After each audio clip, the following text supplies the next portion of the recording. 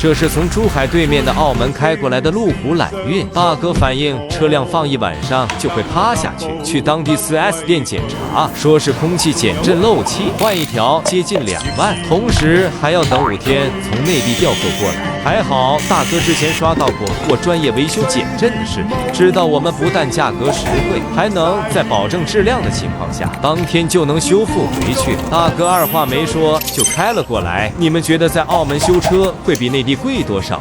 懂的可以在评论区聊聊。接着，师傅会使用路虎专用的模具将新皮囊与铝壳扣压回去，都扣压完成后，就可以按照原厂的方式组装回去了。